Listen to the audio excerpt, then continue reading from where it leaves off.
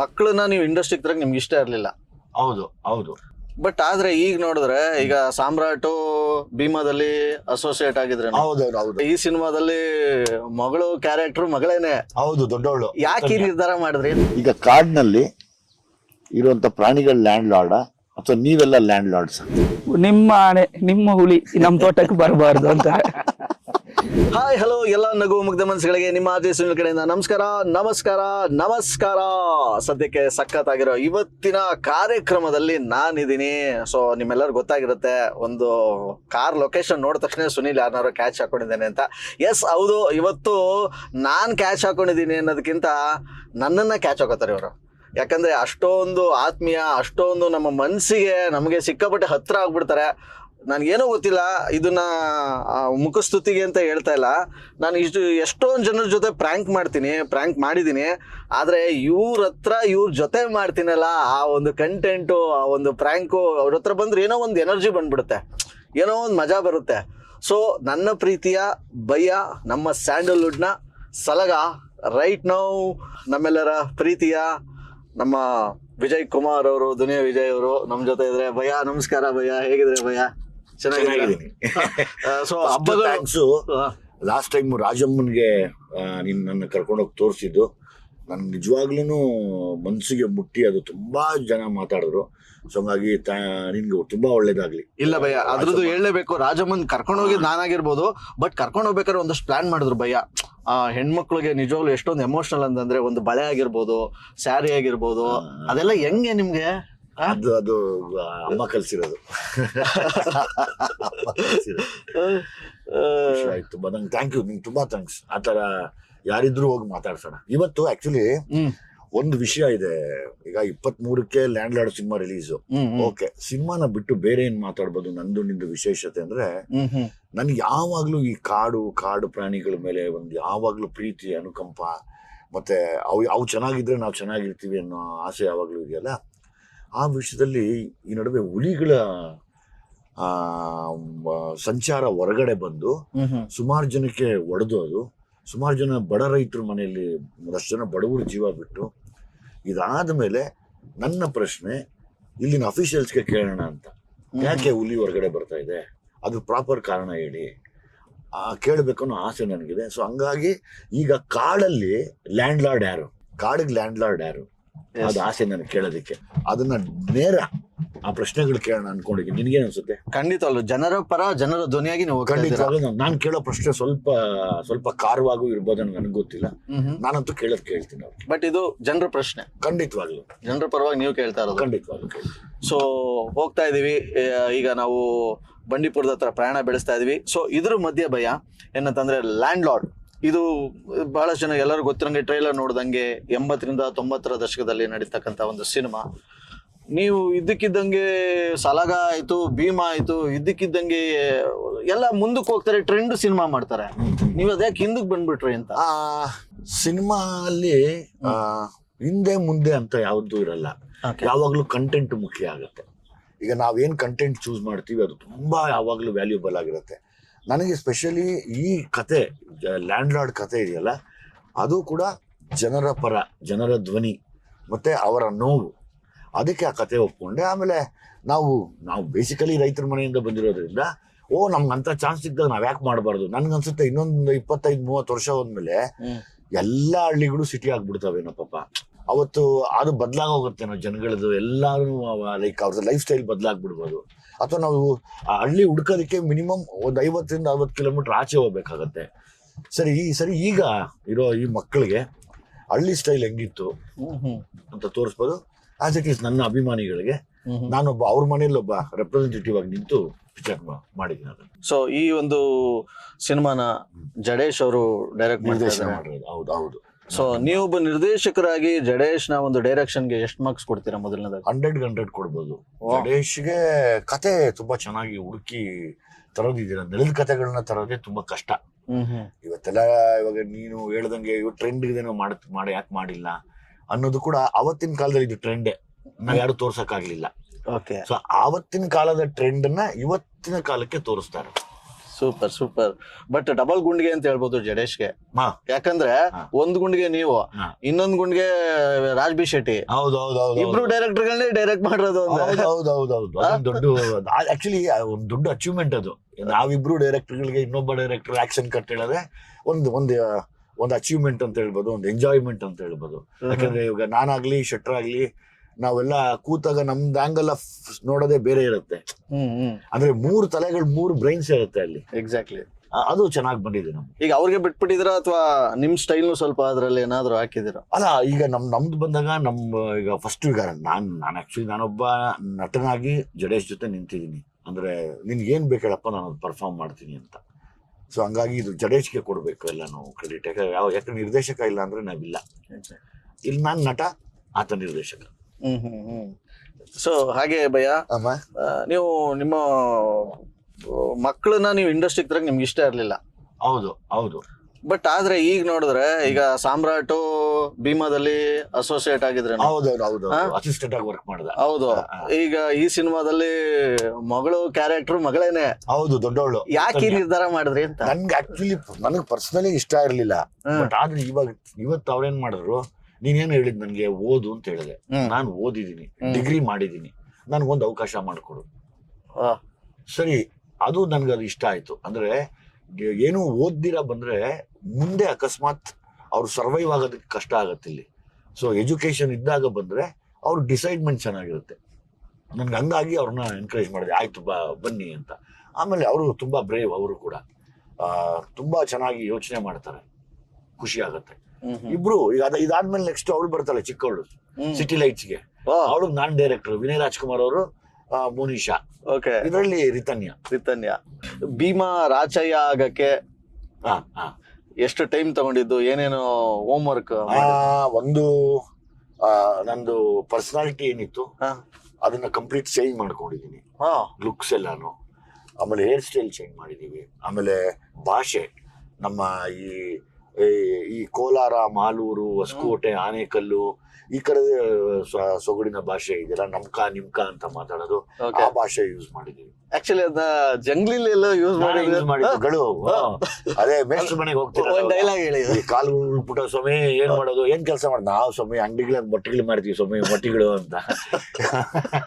ಈ ಬಂಡೀಪುರದ field director S Prabhakaran sir ಮತ್ತೆ ACF doctor NP Naveen Kumar sir ಜೊತೆ ನಮ್ಮ ಮಾತುಕತೆ ಸುನೀಲ್ ಜೊತೆ ಮಾತಾಡೋದನ್ನ ಹಂಗೆ ಕಂಟಿನ್ಯೂ ಮಾಡ್ತೀವಿ.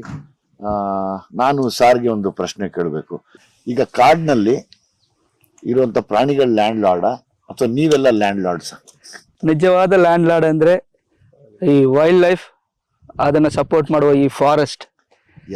ಯಾಕಂದ್ರೆ ಈ ಫಾರೆಸ್ಟ್ ಅಲ್ಲಿ ಲ್ಯಾಂಡ್ ಲಾರ್ಡ್ಸ್ ಅಂದ್ರೆ ಆ ಹುಲಿ, ಚಿರತೆ, ಕರಡಿ, ಆನೆ, ಸಿಂಹಾನೆ. ಸೊ ಅದು ಇಲ್ಲಿ ಇದ್ರೆ ಹೊರಗಡೆ ಯಾರ್ಯಾರು ಇದಾರೋ ಅವ್ರಿಗೆಲ್ಲ ಸಪೋರ್ಟ್ ಆಗುತ್ತೆ. ಸರ್, ಈ ಹುಲಿಗಳ ಘಟನೆ ಆಯ್ತಲ್ಲ ಸರ್, ಇದಕ್ಕೆ ಕಾರಣ ಏನು ಅಂತ ಕೇಳ್ಬೋದಾ? Yes sir. ಈಗ ಜನರಲಿ ಸರ್, ದಿಸ್ ಲ್ಯಾಂಡ್ಸ್ಕೇಪ್ ಏನು ಬಂಡೀಪುರ ಸುತ್ತಮುತ್ತ ಕಾಡಂಚಿನಲ್ಲಿರುವ ಗ್ರಾಮಗಳಲ್ಲಿ ಸಹಜ ಇದು ಟೈಗರ್ ರಿಸರ್ವ್ ಹತ್ರ ಇರೋದ್ರಿಂದ ಕಾಡು ಪ್ರಾಣಿಗಳು ಓಡಾಟ ಜಾಸ್ತಿ ಇರುತ್ತೆ. ಪರ್ಟಿಕ್ಯುಲರ್ಲಿ ಹುಲಿಗಳು, it's a cat family. So ಈ ಕ್ಯಾಟ್ ಫ್ಯಾಮಿಲಿ ನೀವು ನೋಡಿದ್ರೆ month of October, November, December, January ಈ ಸೀಸನ್ ಅಲ್ಲಿ ಜಾಸ್ತಿ ಮೈಗ್ರೇಷನ್ಸ್ ಇರುತ್ತೆ in search of its breeding season.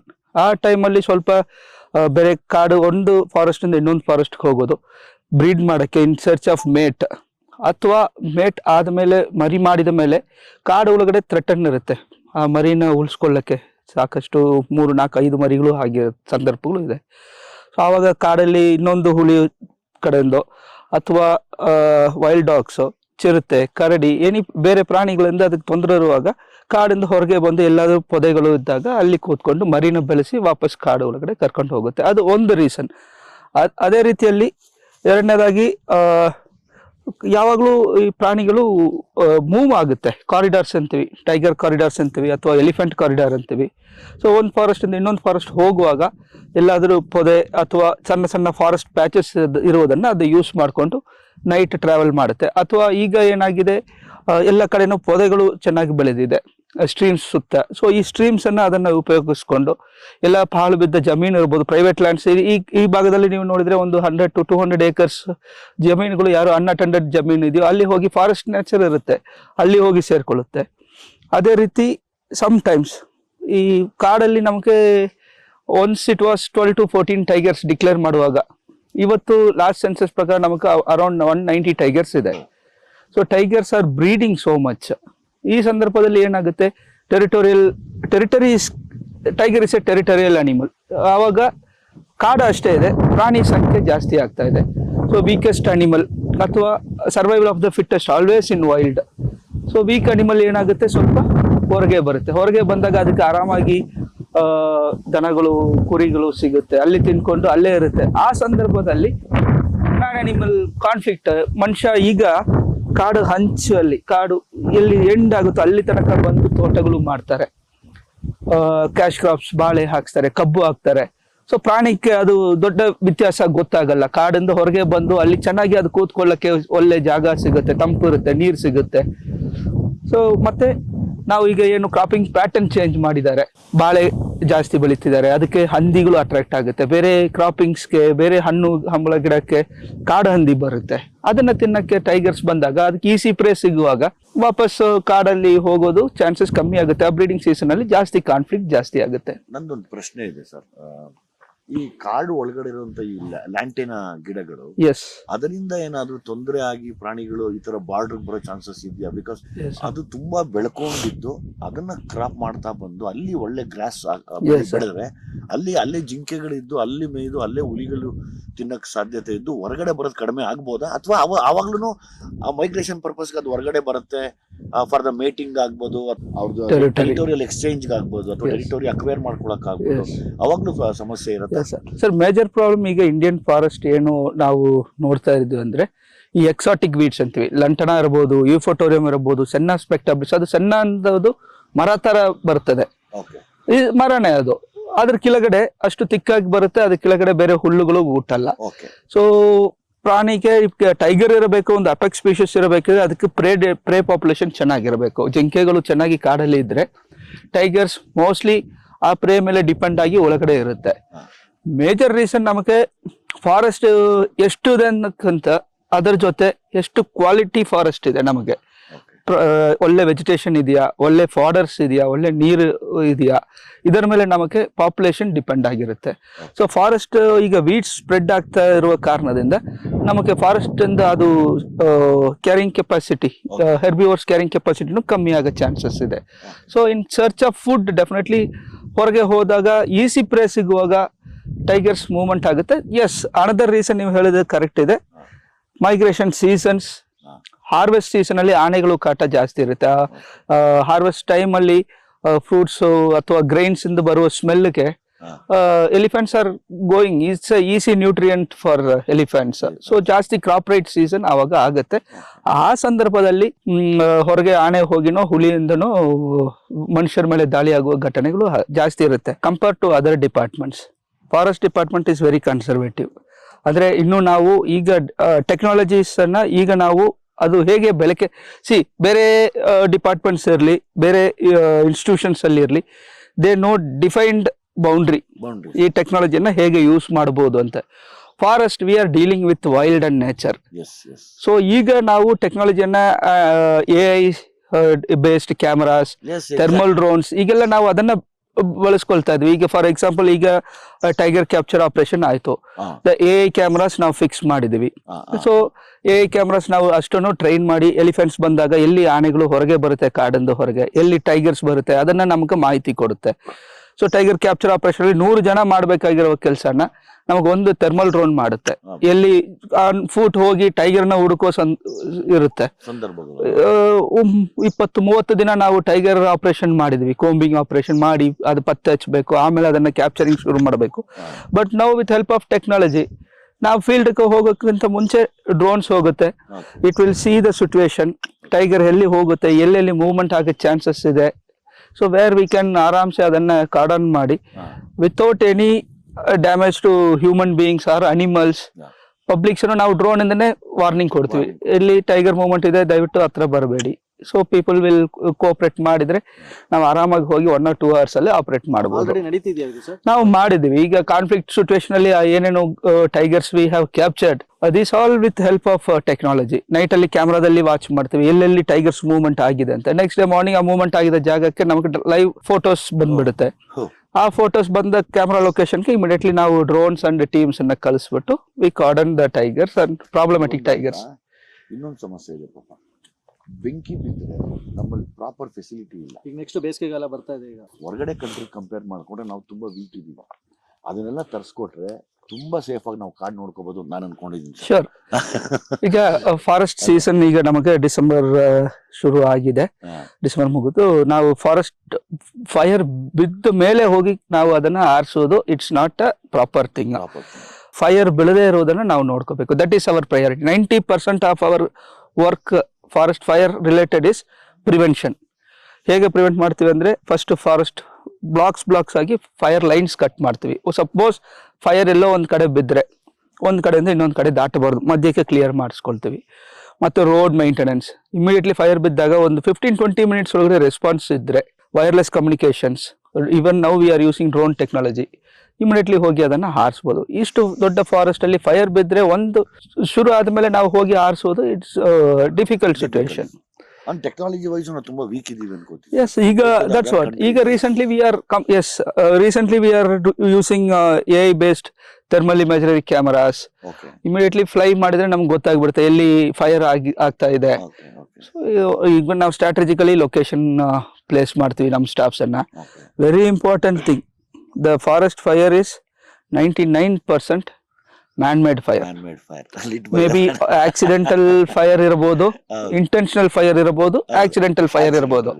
So ಅದಕ್ಕೆ ನಾವು ಏನ್ ಮಾಡ್ತೀವಿ, ವಿ ಹ್ಯಾವ್ ಲೋಕಲ್ಸ್, ರೈತರ ಜೊತೆನೆ ಅಕ್ಕಪಕ್ಕ ಇರೋ ವಿಲೇಜರ್ಸ್, ಟ್ರೈಬಲ್ಸ್ ಜಾಸ್ತಿ ಇದ್ದಾರೆ, ಅವ್ರ ಜೊತೆಲಿ ನಾವು ಅವೇರ್ನೆಸ್ ಪ್ರೋಗ್ರಾಮ್ ಮಾಡ್ತೀವಿ. ಅವ್ರನ್ನೇ ನಾವು ಮಿನಿಮಮ್ ಈ 4-5 ತಿಂಗಳಿಗೆ ಬೇಸಿಗೆ ಮುಗಿಯು ಬರಕ್ಕೆ ಲೋಕಲ್ ಟ್ರೈಬ್ಸ್ ಯಾರಿದಾರೋ ಅವ್ರನ್ನ ನಾವು ಹೈರ್ ಮಾಡ್ತೀವಿ. ಅಂದಾಜು 450 to 500 people. We give them employments for next 4 to 5 months till the rain comes. ನಂದು ಇನ್ನೊಂದು ಕ್ವೆಶ್ಚನ್. Yes sir. ಕೈಂಡ್ಲಿ ತಪ್ಪಿದ್ರೆ ಸರಿ ಮಾಡಿ. ಈಗ ನೀವು ಆಗ್ಲೇ ಹೇಳಿದ್ರಿ, ಈಗ ಫಾರೆಸ್ಟ್ ಪಕ್ಕದಲ್ಲಿ ಬಾಳೆ ಬೆಳೀತಾ ಇದ್ದಾರೆ, ಮತ್ತೊಂದೇನೋ ಬೆಳೆ ಬೆಳೀತಾರೆ, ಅದರಿಂದ ನಮ್ಗೆ ಈಸಿ ಆಗುತ್ತೆ ಅನಿಮಲ್. ಹಂಗಾರೆ ಅವರ ಪರಿಸ್ಥಿತಿ ಏನು ಅಂದ್ರೆ ಅವ್ರು ಹೆಂಗೆ ಬದುಕಬೇಕು ಸರ್? ಈಗ ಅವರು ಇಲ್ಲ, ದಟ್ಸ್ ವಾಟ್ ಇದು ಆಲ್ಟರ್ನೇಟ್ ಕ್ರಾಪ್ ಏನು ಅವ್ರಿಗೆ ಸರ್? ಈಗ ಕ್ಯಾಶ್ ಕ್ರಾಪ್ಸ್ ಫಾರೆಸ್ಟ್ ಪಕ್ಕದಲ್ಲಿ ಬೆಳೀತಾ ಇದೆ. ಎರ್ಲಿಯರ್ ದಿಸ್ ಲ್ಯಾಂಡ್ಸ್ಕೇಪ್ ಏನಾಗಿದೆ, the history goes like this. ಇದು ಸ್ವಲ್ಪ ಡ್ರೈ ಝೋನ್, ಬೇರೆ ಇರಿಗೇಷನ್ ಫೆಸಿಲಿಟೀಸ್ ಇಲ್ಲ. ಡ್ಯಾಮ್ಸ್ ಆದ ಮೇಲೆ ಬೇರೆ ಬೇರೆ ಡಿಪಾರ್ಟ್ಮೆಂಟ್ಸ್ ಏನು ಇನ್ಸೆಂಟಿವ್ಸ್ ಬರುತ್ತೆ, ಸ್ಕೀಮ್ಸ್ ಇದೆ. So the cropping pattern slowly has change. Forest edge ಬರಕ್ಕೆ ಕಬ್ಬು ಬಂದಿದೆ, ಫಾರೆಸ್ಟ್ ಎಡ್ಜ್ ಬರೀ ಬಾಳೆ ಬಂದಿದೆ. So these kind of crops attracts easily animals ಅನ್ನ. ಅದೇ ಈಗ ಒಂದು ಕೋಪರೇಷನ್ ಇರಬೇಕು. ಅನಿಮಲ್ ಬರುತ್ತೆ when we are very well aware. ಈ ಆನೆಗೆ ಇಷ್ಟ ಇರುವುದು ಕಬ್ಬು, ಬಾಳೆ ಎರಡು. ಸೊ ಇನ್ ಕೇಸ್ ಬಂದಾಗ ಸ್ವಲ್ಪ ತಾಳ್ಮೆಯಿಂದ ಅಟ್ಲೀಸ್ಟ್ ಸರ್ಕಾರ we are providing them good amount of compensation. ಕೆಲವೊಂದ್ಸಾರಿ ಟೈಮ್ಲಿ ನಾವು ಅದನ್ನ ಅವ್ರಿಗೆ ಕೊಡೋಕೆ ಆಗಿರಲ್ಲ. ಸೊ ಆ ತರ ಸಂದರ್ಭದಲ್ಲಿ ಅವ್ರದ್ದು ಕೋಪನೂ ನ್ಯಾಯ ಇರುತ್ತೆ. ಅವ್ರದ್ದು ಅವರು ಆ ಸಂದರ್ಭದಲ್ಲಿ ಅವ್ರನ್ನ ಫಾರೆಸ್ಟ್ ಡಿಪಾರ್ಟ್ಮೆಂಟ್ ಅನ್ನ ಬೈಯೋದು, ಸರಿಯಾಗಿ ನೀವು ಸ್ಪಂದಿಸ್ತಾ ಇಲ್ಲ. ಪ್ರಾಣಿ ಬಂದಾಗ ಏನಾಗುತ್ತೆ, ನೀವು ಒಂದು ಮಾತಾಡಕ್ ಬಂದ್ರಿ, you stopped in between. How people reacts ಅಂತ ಕೇಳಿದ್ರಿ. ಪ್ರಾಣಿ ಎಲ್ಲರದು, it's not only branded as forest department property. So equally forest department responsibility ಇರುತ್ತೆ. ಆ ಪ್ರಾಣಿನ ಎಷ್ಟು ಉಳಿಸ್ಕೋಬೇಕಂತ ಇದೆಯೋ ಅಷ್ಟೇ ರೆಸ್ಪಾನ್ಸಿಬಿಲಿಟಿ ಪಬ್ಲಿಕ್ಸ್ಗೂ ಇರುತ್ತೆ. ಸೊ ಈ ತರ ಸಂದರ್ಭದಲ್ಲಿ ಅವ್ರಿಗೂ ನೋವು ಇರುತ್ತೆ. ಆವಾಗ ಏನ್ ಹೇಳ್ತಾರೆ, ನಿಮ್ಮ ಆನೆ, ನಿಮ್ಮ ಹುಲಿ ನಮ್ ತೋಟಕ್ಕೆ ಬರಬಾರ್ದು ಅಂತ. ಓಕೆ, ಸೊ ಆವಾಗ ನಾವು yes we have to take more responsible. ನಾವು ಜನನು ಸಮಾಧಾನ ಮಾಡಬೇಕು. ಅವ್ರಿಗೇನು ನಷ್ಟ ಆಗಿದೆಯೋ ಅದಕ್ಕೆ ಪರಿಹಾರ ಮುಟ್ಸ್ಕೊಳ್ಬೇಕು. ಸರ್ಕಾರದಿಂದ ಅನುದಾನ ತಗೊಂಡು ಅದನ್ನ ಅವ್ರಿಗೂ ಕೊಡಬೇಕು. ಆ ಟೈಮ್ ಗ್ಯಾಪ್ ಸ್ವಲ್ಪ ಡಿಲೇ ಆದ್ರೆ ಮತ್ತೆ ಆನೆಗಳು ಫ್ರೀಕ್ವೆಂಟ್ ಆಗಿ ಅವ್ರ ಜಮೀನಿಗೆ ಹೋದ್ರೆ ಅವ್ರದ್ದು ಕೋಪ ನ್ಯಾಯನೇ. ಸೊ ಆ ತರ ಸಂದರ್ಭದಲ್ಲಿ ನಾವು ಇನ್ನೊಂದು ಮಾಡುವ. ಬಿಟ್ಬಿಟ್ರೆ ಅವ್ರಿಗೆ ಬಿಟ್ಬಿಟ್ರೆ they should not take a wrong call. Animal ಏನಾದ್ರು ಎಲೆಕ್ಟ್ರಿಕ್ಯೂಷನ್ ಮಾಡ್ಬಿಡ್ತಾರೆ. ಸೊ ಅವರು ಆನೆನ ಓಡಿಸಕ್ಕೆ ಹೋಗಿ ಅಥವಾ ಅವ್ರ ಮೇಲೆ ಪ್ರಾಣಿಗಳು ಅಟ್ಯಾಕ್ ಆಗಿದ್ದು ಇದೆ. So where we go take responsible, compensation ಕೊಡುವುದು and safe of human beings also, safe of the animal also. We make sure animal should not come again to the same place. We put a camp, ಆನೆನ drive ಮಾಡೋದು. ಯಾಕಂದ್ರೆ ನಾಳೆ ಪ್ರಾಣಿ ಸತ್ತೋದ್ರು it will come on forest department. ಯಾರಾದ್ರೂ ಜನ ಸತ್ತೋದ್ರು, ಈಗ ಏನಾಯ್ತು, people are become so curious. ಎಲ್ಲರ ಕೈಯಲ್ಲೂ ಕ್ಯಾಮ್ರಾಸ್ ಇದೆ, ಎಲ್ಲರ ಕೈಯಲ್ಲಿ ಮೊಬೈಲ್ ಇದೆ. ಸೊ ಇಮಿಡಿಯೇಟ್ಲಿ ಹೋಗಿ ಫೋಟೋ ತಗೊಳ್ಳೋದು, ಹತ್ರ ಹೋಗಿ ಅದರ ಜೊತೆ ಸೆಲ್ಫಿ ತಗೊಳ್ಳೋದು. ಸೊ ಆ ಟೈಮಲ್ಲೂ ದೇರ್ ಆರ್ ಕಾನ್ಫ್ಲಿಕ್ಟ್ ಹ್ಯಾಪನ್ಸ್. ಇನ್ನೊಂದು ರಿಕ್ವೆಸ್ಟ್, ಈಗ ಓವರ್ ಆಲ್ ಫಾರೆಸ್ಟ್ ಇದೆಯಲ್ಲ ಸರ್, ಸುತ್ತ ನಾವು ತುಂಬಾ ಡೀಪ್ ಆಗಿ ಟ್ರೆಂಚ್ ನ ತೋಡಿ ಎಸ್, ಕ್ಯಾಮ್ರಾಗಳನ್ನ ಇಟ್ಟು ಆ ಕ್ಯಾಮ್ರಾ ವ್ಯೂ ಇನ್ ಕೇಸ್ ಹುಲಿ ಬರೋ ಸಮಯ Yes, sir. ಆಗ್ಬೋದು, ಆನೆ ಬರೋ ಸಮಯ ಆಗ್ಬೋದು, ಈ ಫಾರ್ಮರ್ಸ್ ಕ್ರಾಪ್ ಹಾಳಾಗ್ದಿರಂಗೆ ಹಾಳು ಮಾಡ್ದಿರಂಗೆ ಎಸ್, ಡಿಪಾರ್ಟ್ಮೆಂಟ್ ಇನ್ಚಾರ್ಜ್ ತಗೊಂಡ್ ಮಾಡ್ಬೋದು. Yes. For example I show you Alertness ಕೊಟ್ಟು ಅಲರ್ಟ್ ಇದೆ. How we are working is ತುಂಬಾ ಎಲ್ಲ ಮಾಡಿದೀವಿ. ಟ್ರಂಚ್ ಇದೆ, ಎಲ್ಲ ನೀವು ಕ್ಯಾಮ್ರಾ ಕೇಳಿದ್ರಲ್ಲ. So this is how we will get information. Yeah, it has crossed Detection. You can see timings 2:56 a.m. today morning. ಹೌದು. Tiger is crossing in this camera point. Okay. So this is how we are developing. Immediately ನಮ್ಮ team ಅಲ್ಲಿ ಹೋಗುತ್ತೆ. Border sir ಈಗ ಇದು border ಅಲ್ಲಿ ಇಟ್ಟಿರೋದು sir. Okay. So ಈ ತರ ನಮಗೆ ಪ್ರಾಬ್ಲಮೆಟಿಕ್ ಬಾರ್ಡರ್ ಇಸ್ 314 ಕಿಲೋಮೀಟರ್ಸ್ ಇದೆ. So we need to put lot of cameras. ಹೌದು ಹೌದು. So monitoring system. Yes, definitely ಅದೆಲ್ಲ ವಿ ಆರ್ ಬಂದಾಗುತ್ತೆ. Still I nascent. don't know like who will supply that through the Government. government or the department has to purchase, ನನ್ಗೆ ಅದು ಗೊತ್ತಿಲ್ಲ. Yes. ಅದ್ರ ಫೆಸಿಲಿಟಿಗಳಾದಾಗ ಏನಾಗುತ್ತೆ, ಈ ತರದೆಲ್ಲ ಒಂದಷ್ಟು ಸಮಸ್ಯೆಗಳು ಬಗೆಹರಿಸಬಹುದು. ಇಲ್ಲಾಂದ್ರೆ Yes. ಅನವಶ್ಯಕವಾಗಿ ನೀವ್ ಹೇಳಿದ್ರಲ್ಲ ನಿಮ್ಮೂಲಿ ಬಂತು ಅಂತ ಅನ್ನೋರು ಜಾಸ್ತಿ, ಅಥವಾ ನೀವು ತಪ್ಪು ಮಾಡಿದ್ರೆ ಅನ್ನೋದು ಇದೆ. ಈ ಕಾನ್ಫ್ಲಿಕ್ಟ್ಸ್ ಹೌದು, ದೊಡ್ಡದಾಗ್ಬಿಡುತ್ತೆ, ಹೌದು. ಇನ್ನ ದೊಡ್ಡದಾಗಿರತ್ತೆ, ಅದು ಮನುಷ್ಯರದ್ದು ಅನ್ನೋ ತರ್ತೀವಿ. Anyway sir, thank you for your ನಿಮ್ ಇನ್ಫಾರ್ಮೇಶನ್. ತುಂಬಾ ನಿಮ್ಮನ್ನೆಲ್ಲ ನೋಡಿ ಖುಷಿ ಆಯ್ತು. Thank you sir. Thank you very much. ಇದೇ 23ಕ್ಕೆ ಲ್ಯಾಂಡ್ ಆರ್ಡರ್ ರಿಲೀಸ್ ಆಗ್ತಾ ಇದೆ, ಮಿಸ್ ಮಾಡಿದಿರ ನೋಡಿ. Thank you Sunil. Sir thank you so Thank much you. Sir. Thank you, Nice sir. meeting you, sir. Thank you, sir. Nice meeting you. Thank you sir. Thank you very much.